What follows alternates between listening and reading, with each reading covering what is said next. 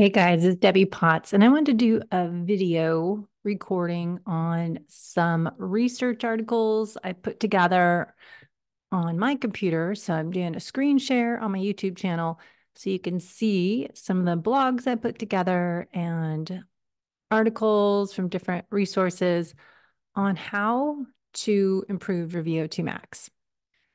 But first, I want to go into why VO2 max is suddenly such a trendy topic. Dr. Peter Attia's new book, which I'm slowly reading, it's a big one, talks about longevity markers, how to outlive your life, how to live a better quality life, happier, hopefully, and how you can improve your future self is what I keep talking about.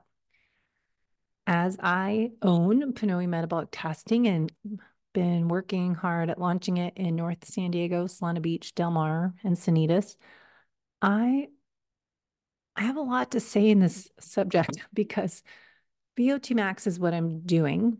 It's a resting metabolism test and exercise test. With exercise test, we take you to your VO2 max or get towards there, and we figure out your training zones and your VO2 max. VO2 max is a number on the report. I can go more into that in a little bit. I want to also remind you of the importance of aging is not just the number that you get on your VO2 max test, which most people don't even want to do a VO2 max test. So you're maybe getting an estimate. So if VO2 max is the best predictor of your longevity, understand what it is, how you test it, and how do you get that number, and then what do you do with that number? How do you improve it? So let's go into some things that I have been thinking about because this is a big topic. So VO2 max is improved by doing certain types of training. We'll go into different VO2 max workouts. Typically, it's primarily HIIT training, 1 to 4 minutes, 1 to 5 minutes max.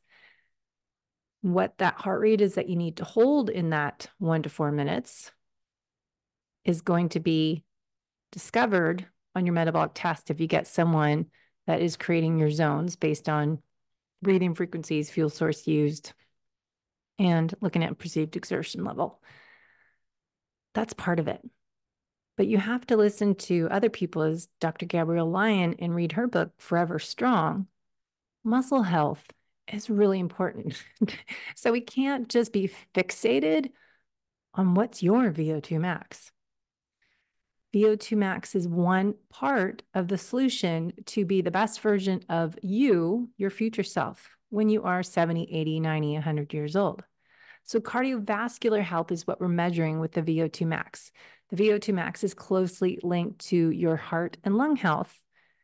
And we hear that individuals with a higher VO2 max tend to have a healthier cardiovascular system, which can reduce the risk of heart disease and other cardiovascular conditions, leading to hopefully a longer, healthier quality life, right? Fitness level makes a difference, of course, your VO2 max. A higher VO2 max tends to be with people that are obviously more active and have better endurance. Regular physical activity has numerous health benefits associated with longer lifespan. Then there's metabolic health. A higher VO2 max often correlates with better metabolic health, which we've gone over what that means. This includes improved insulin sensitivity and a lower risk of type 2 diabetes. Good metabolic health is important for longevity. Aging, as people age, their VO2 max tends to decline. Maintaining a high level of fitness, including a high VO2 max, can help counteract the effects of aging and improve overall quality of life. So, what's missing in VO2 max? Strength, lean body mass, grip strength. Peter Attia talks about all this in his book and is very good at promoting the importance of lifting heavy weights, as per Dr. Gabrielle Lyon and Dr. Stacy Sims for the female athlete that's aging. and how we need to focus on more heavy weightlifting, the 3 to 6 repetitions, and more sprint training, not this 1 to 4 minute training for intervals, but we need the 10 to 30 seconds all out sprints, which you can tell that I've talked to Dr. Stacy Sims' team. And for women, before I forget, if you want to improve your VO2 max, all these articles will go into women, you need the 10 to 30 second sprints if you're post menopause. Now, testing your VO2 max, as I said, is not easy.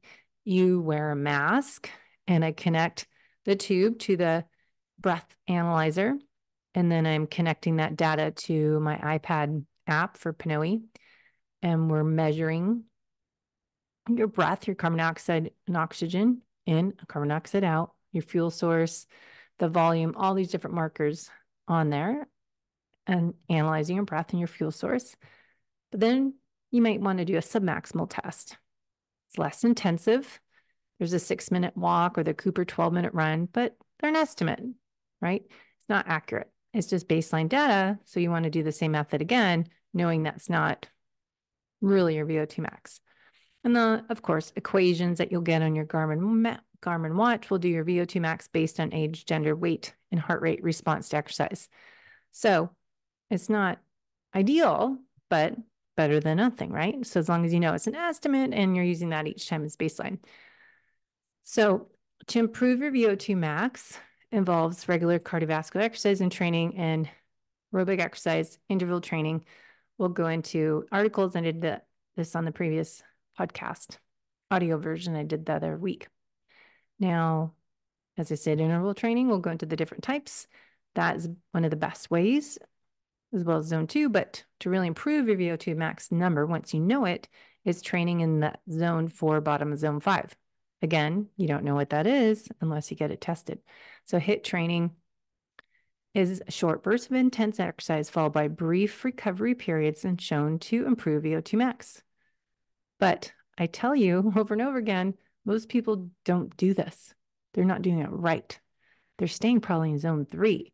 They're not doing high heart rate and then low to zone 1, as I keep saying on every episode. So how you do interval training is really something we need to relearn.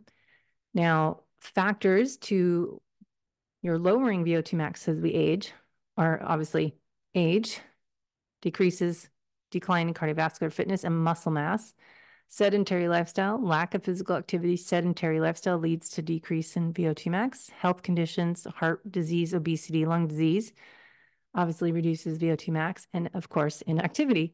So these markers, it cracks me up. It's just like the markers for metabolic health, they're all choice. So if we are talking to the fit and active individual here who's looking at optimizing their health and taking ownership of their health, and you're concerned about how you're going to be showing up to life every day as you age, so you're thriving and not struggling, then we want to look at multiple factors, not just your VO2 max. Obviously, we know how to improve it. Zone 2 and doing interval training, zone 4, zone 5, down to zone 1. So we'll go into what that is eventually.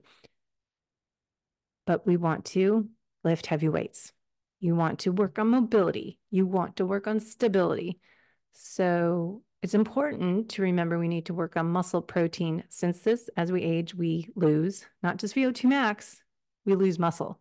So to concentrate only on improving your VO2 max marker is kind of annoying me. So we need to remember the big picture. It's not just one thing. So social media influencers out there get us all focused on looking at one thing and we get trendy, right? Cold thermogenesis. Everyone wants to get a cold plunge pool. I'm going to do that every day. Sauna, HIIT training. It's just we get all in or all out. So what you're eating is important, part of the muscle protein synthesis to improve muscle health. So protein and lifting heavy weights. Then we figure out your cardiovascular workout. So we figure out how to train. So the breath analysis we do with PNO can give you all this information. That's a blog here I'm showing you on my website, debbiepotts.net. So the metabolic test at rest is 10 minutes. Exercise test, actual test is 12 to 15 minutes. But I do a warm-up parameter check looking at perceived exertion at what speed are you going at level 6 RPE out of 10 to a, what do you feel like when you're at a 9? What speed is that? And then I can calculate what protocol we're doing for you. So it's really important to know that if people want to know their VO2 max, you don't have to be an athlete. You don't have to be fit. We want to know where you are right now so we can create a personalized program to meet you where you're at so you can fuel and train and perform your best in life to be the best version of yourself. You don't have to be an athlete. I'm not training for any race. I'm training for life. I'm training to be the best version of myself as I get older. I don't have any Ironmans coming up. I'm not doing any half Ironmans, 100-mile bike rides, not doing any marathons. I'm just trying to fight the stereotype of changes your body composition, speed, and endurance that happens as we age. So if you want weight loss, you want performance and or longevity markers, that's what I do with PNO, and then put that with your nutritional therapy assessment, a 3-day or longer food and mood exercise log, journaling everything, seeing what you're doing now, blood chemistry assessment, ideally look at genetics so we can figure out what you need to do to train to be your best self. So just a glance at a metabolic test. So when you do a PNO test, this is a sample test. They're a Greek company, so everybody's name's in Greek.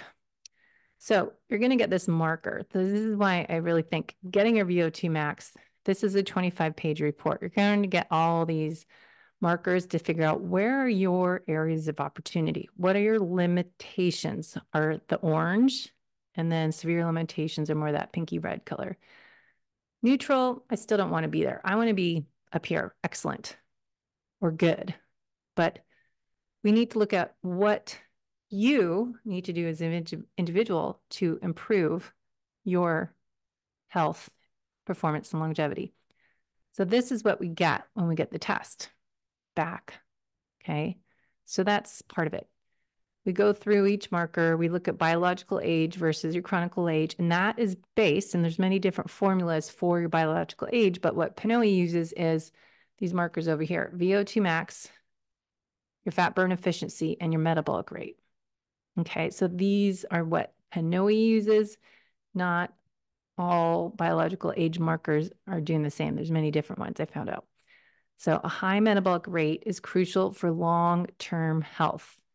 Most effective shield against weight gain, number one driver behind the most common causes of death, lung, heart, and metabolic disease. So VO2 max is not the only thing we need to look at. So that's kind of what we get in the report. Looking at each page, we go through what it is, how it's measured, and how you can improve it based on your current lifestyle, availability to work out, your time, and nutrition and lifestyle habits. So then we get to the end of the report. So we find out, what's your training program looking like now? What are you not doing enough of? What do you like to do? How much time do you want to spend working out? What time do you have during the week to work out? And what time do you have available on the weekends? What brings you joy and happiness? What do you hate? So we need to personalize this. And then we can figure out, based on your current program and based on your future, any events, races, goals, or just what you're trying to maintain. As I said, for me, just avoid the stereotype of weight gain as we get older. Now, cardio training, resistance training, and interval training, we need each week on top of movement, mobility, stability, restorative yoga, stuff like that. Then we'll figure out for you how much you need to spend in each section. Then we can write out a training program. How many intervals should you do per week? So this is, again, example. Now, then we go through the definitions. What are interval training? Short, there's medium length, and there's longer length. And then there's the cardio base, moderate, hard tempo, and then resistance training. So this is where we need to individualize everything you hear about from top podcasters, doctors that are into functional health and longevity. We need to remember those are general statements. Then we need to take that data that we collect from testing and stop guessing what you as a unique individual need to do. Now, remember, I'm also doing Wild Health Fellowship program for the next 6 months. And a lot of that is always fascinating to me on genomics, how we can create which interval training works best for you. Are you better to do more strength training? Are your genetics based on more endurance versus power? So if we want to improve your VO2 max, if we want to improve your speed, body composition, we can look at genetics and put this into the formula, into creating that personalized program. So this again is an estimate. Here is what we would get. This is why it's driving me nuts. Everyone needs to do zone 2. Everyone needs to do intervals to do their VO2 max improvement. So let me hop over these pages I talked about in the previous episode. So they're all my show notes of the previous podcast. But VO2 max marathon handbook, how to do interval training. What are the best workouts? 10 to 12 400-meter repeats, or 6 to 10 600-meter repeats for a runner on a track. So keeping at 2 minutes and 90% of your max heart rate isn't feasible. So you're going more 80 to 90% there. So that's a little harder. Interval training. Studies have found that interval training workouts are slightly more effective, improving VO2 max than continuous aerobic exercise, your zone 2, or as we used to call it, if you've been around a long time, Maffetone's max aerobic function heart rate workouts. So as we age, we want to get faster. Females versus men. I've talked a ton about that. Dr. Stacy Sims' recommendations are not so much zone 2 as men need more zone 2 than women. And women, we need more sprint training, that you go all out zone 5, which is like hard, right? So these are some different articles. Doing long runs, if you're a runner, endurance athlete, we already know how to do that. Women, females, we're good on this. Once a week, do a long zone 2. Now, this says that studies have shown that training programs that incorporate both interval workouts as well as steady state efforts are most effective way to improve your VO2 max. Okay. But that, a long run, is your zone 2. What is your zone 2? You probably are not doing it right unless you do Maffetone formula or get a test. How long does it take to improve your VO2 max? Probably that 6 to 8 weeks, right? So this is 4 to 6 weeks. I suggest testing with myself with PNO testing equipment every 3 months, 2 to 3 months. Increases in VO2 max for highly trained runners, endurance athletes, increasing in their VO2 max is you're not going to see as many increasing as much as someone that's not as in shape, because you get to a certain ceiling, right, based on genetics. So to continue to make improvements in your VO2 max, you need to increase the difficulty of the workouts, changing the intensity, the distance, the time. And that's why it's good to work with a coach so we can check on you each week and have accountability. So that's a great article. I'll put that link in the show notes. That's Marathon Handbook, How to Increase VO2 Max. Then there's another one that I went into on the previous podcast and how to improve your VO2 max on this modernmedlife.com. Again, regular exercise, HIIT training, long, slow distance is that zone 2, strength training, regular testing.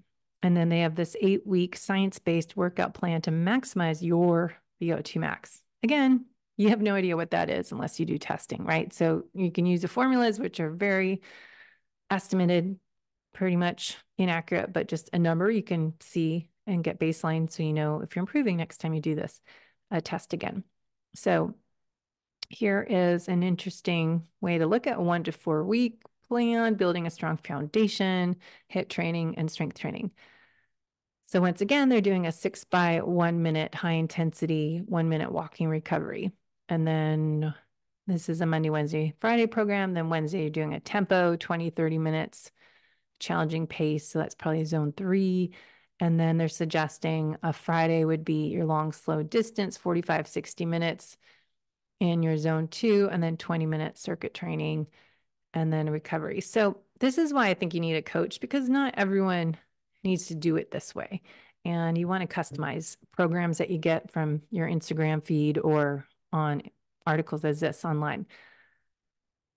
Now, increasing intensity, HIIT, tempo, strength training, active recovery. So this is a great resource if you want some ideas. And then there's another article I found on genetics, how they have about 7% influence on your genetic markers for your improving your VO2. So the ACE, ACSL, these were all evaluated. So that was in my previous episode. And then another article I found on Gear Up to Fit is on here that you can check out their ideas. Same thing. We talked about this before, the Norwegian, the 4x4 workout, the 1 minute on, 1 minute off, longer intervals at your highest workload, rest and recovery. 12-minute test you can do. So that was some ideas here. Effective VO2 max protocols. And then the Runner's World article had some other suggestions as well. And then I got all these pop-ups, but this was another article. What really determines your VO2 max? So just remember that it is just part of the plan. A great article too for you cyclists is on Training Peaks, all out miracle intervals to improve your average power.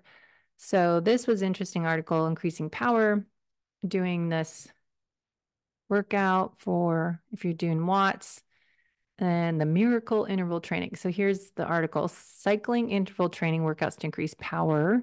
Here are 3 examples. Workout 1, warm up 20 minutes, 3 by 20 seconds all out, and then 4 minutes, 40 seconds, easy zone 1 spinning. So this is what you're supposed to do. Zone 4, this is sprints would be zone 5. And they're coming all the way down to zone 1. And look at the recovery is almost 5 minutes long. This is correct. This is where you get improvements in your speed, your fast twitch muscle fibers, and your recovery markers. Because you're going all out each time, you're rested enough to go hard again. If you're doing 20 seconds, really going all out, you need that much time. But it might, that will change. The more fit you are, the faster the heart rate comes down. But that's where you can go by your own heart rate. Now, here's the next one. 3 by 30 seconds all out production, 4 minute, 30 seconds easy.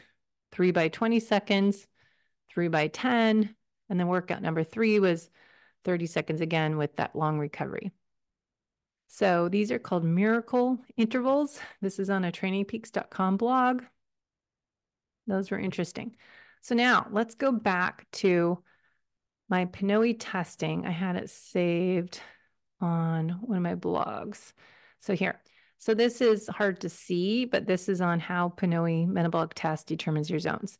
I put this all into a podcast and into a blog. So I wrote out what I actually do and PNO does, and I do it by hand, the old-fashioned way, because I just like to really go into the science of it, make sure it's accurate and personalized.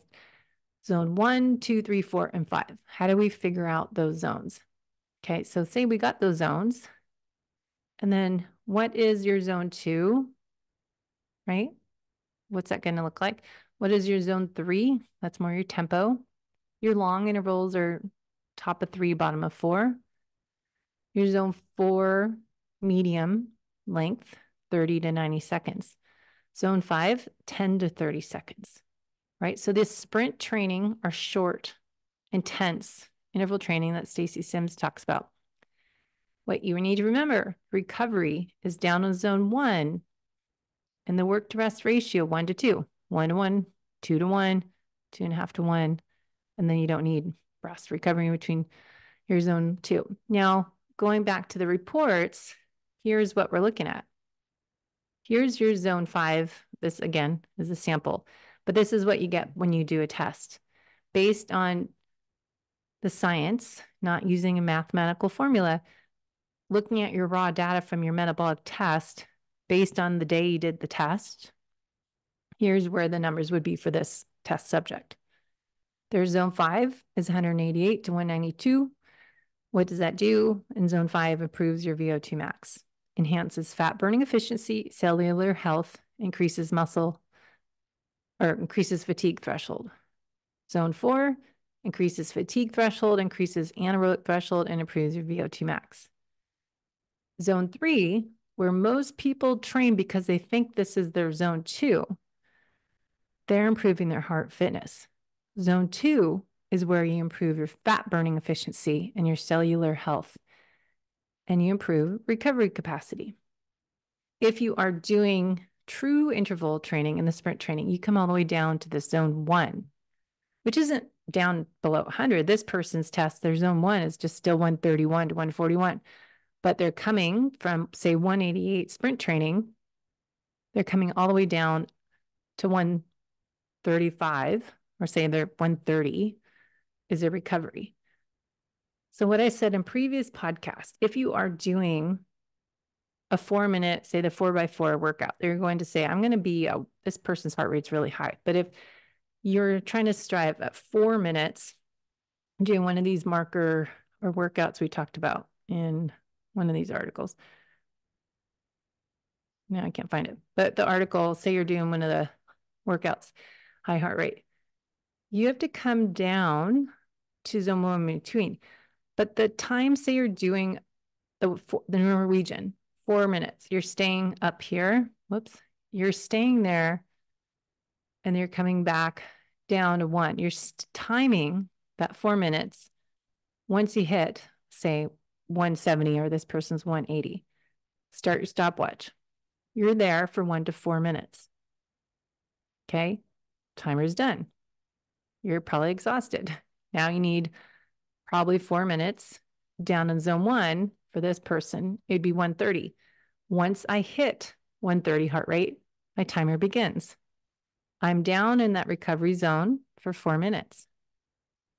Once that time's done, I get back up to 180. I hit that number. I'm staying there for 4 minutes.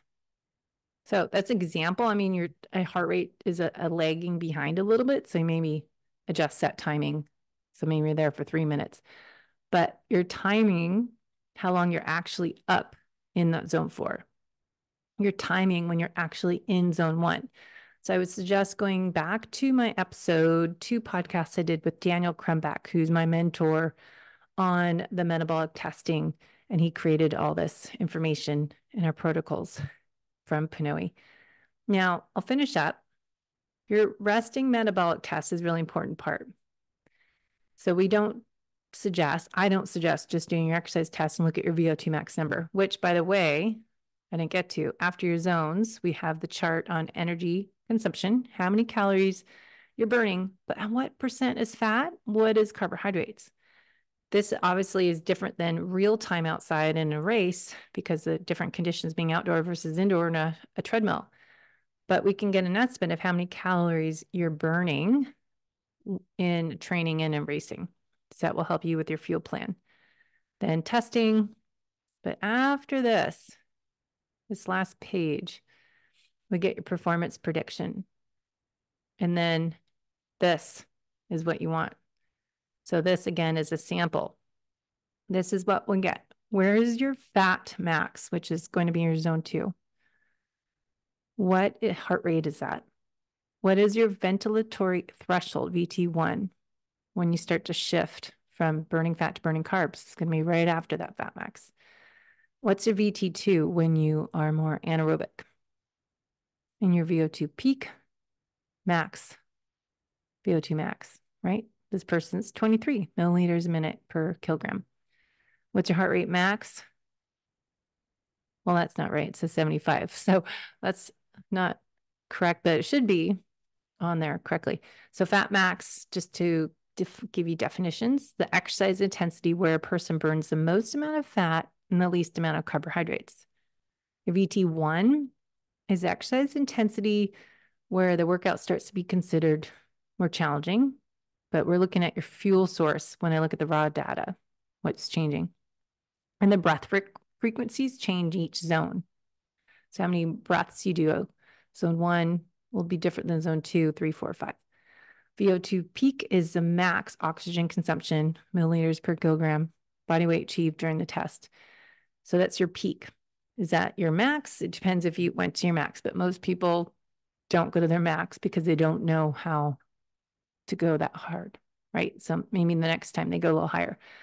So it's their peak that got to. Now, what's your VT2 is the exercise intensity transitions into zone 5 where anaerobic metabolism becomes large part the body's energy. Now, if you listen to my other podcasts, and I've talked about this a ton on my blogs, but looking at the different zones, the fuel source when you're in zone 4 to zone 5 is more creatine phosphate, which is why I'm taking more creatine because if I'm trying to do heavy lifting and trying to do sprint training, and women need more creatine than men as we age, zone 5 fuel source is different, more carbs, glycogen 3 and 4, and 5 is obviously different than zone 2. So we want to really look at that. Whoops, spelling error. Now, lastly, get back, side note, focus, resting metabolism. So why is this important part of longevity? Well, what I was talking about, VO2 max isn't the only thing. We want to look at muscle health. And that's how I can identify your muscle health here. If your resting metabolism is lower, as this example, how do you improve metabolic fitness? How do you improve resting metabolic rate? Do you know? Nutrition, exercise. But what type of exercise? Resistance training is critical for developing muscle mass and increasing metabolic rate. It has minimal effect on mitochondria density and fat burning efficiency. So to improve your RMR, your resting metabolic rate, how many calories you're burning without doing anything, that is going to be the strength and what you're eating, protein. So recommendations to improve it: increase your protein intake, avoid extreme dieting, because we've talked a lot about that. Fasting too much, we're not getting enough calories in, and we're not hitting those protein goals. And the protein goals to get muscle protein synthesis, what you're eating needs to be 2.5, 3.0 leucine within that essential amino acid profile. So listen to Gabrielle Lyon and Dr. Lehman on that. Now, fat burning efficiency, we've got all these markers, your heart rate variability. And then the very last page, I can see what fuel source you're burning, your calories at rest. If you're exercising, let's kind of estimate, and I can calculate more detailed based on your exercise test, how many calories you're burning, estimated when you're doing your typical workouts. An important part, your metabolism. Are you burning fat and carbs? Are you metabolically flexible? Are you able to burn both fat and carbohydrates? You don't want to be all carbs or all fat. You want to have the flexibility to shift back and forth. And then we can figure out your macros. I go by Dr. Gabrielle Lyon's simple formula of 1 gram of protein per ideal pound of body weight. The carbohydrates on here are not what I would say. I think carbs depend on your intensity. So as we are getting older, as females, we're more insulin resistant, so we can't tolerate as many carbohydrates. I also look at your genetic reports if you're doing more in-depth investigation, personalized programs. But carbohydrates vary based on your exercise intensity. They're used as fuel. We're eating real food. And then the fat isn't necessarily nutritional ketosis. We're just looking at fat based on your genetics, and also fat protein, kind of looking at that based on how you feel. Some people eat too much fat, not enough protein. So we need to look at that on an individual basis. So non-workout days to workout days are going to shift, and then look at testing every 2 to 3 months for this too. But that's what I think is helpful to see, where are you on your macros and your calories a day? Because a lot of athletes and non-athletes, they're not eating enough. And then when people start to try to lose weight, what do? They cut their calories. What you don't want to do is slow your metabolism down. So what I like to do is do this test, the exercise test. Then let's look at your full thyroid panel. Let's look at your blood chemistry markers. Let's look at your food sensitivities and your microbiome and your gut health. So really helpful there. But at least get this information to figure out, okay, am I eating enough?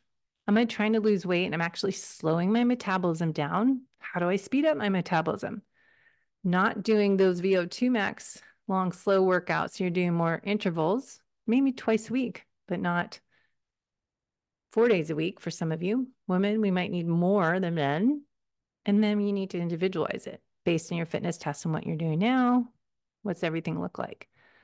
So that's what I wanted to go into. Metabolic health, muscle health, all these markers are important. So don't just get fixated on like keto. We just fixated on how much fat we're having a day. Now everyone's fixated on VO2 max, what number that is. So VO2 peak, again, this person's 23. But what do you do with that number? Where should you be? Well, let's look at, it was a Garmin article that had their information where you should be. So I'll put all these links in the show notes. They're helpful. The genetics, how to boost, the Garmin article here, understanding VO2 max, VO2 max versus men and women, because here's what you want is look at, okay, what is typical for my age, my fitness level, where am I now? And how does weight impact that? So hopefully that helps clear up some of the confusion of, oh, I gotta improve my VO2 max. Well, you don't know what your VO2 max unless you test. And to improve your VO2 max, if you get that number, you don't know how to improve your VO2 max unless you know these numbers. So say this person's VO2 max, their max heart rate was 192. How do they need to improve it? It depends if it's a man or a woman. It depends on their age as a woman. What phase of their hormone life are they? And what is their zone 4? So again, doing those 4x4 workouts or 1 on, 1 off, coming down to this zone 1 recovery. Okay. And if you're not doing the strength training and you're not prioritizing your protein for that 1 pound of protein per pound of weight, 1 gram of protein per pound of ideal body weight, 30, 50 grams at a time, getting that muscle protein synthesis amount in that amino acid profile is crucial to stimulate muscle protein synthesis. And we can go into that another article I put together on mTOR versus AMPK. But we need to improve our basal metabolic rate. Our glucose storage tanks are in the muscle, and improve this brown fat, adipose tissue. All this helps with our aging process. So we'll go into that next time. If you have any questions, just let me know. But let's test and not guess and get a personalized program and not just do what everyone's telling you because Peter Tia said that on his show or somebody else. All right. Thanks for listening.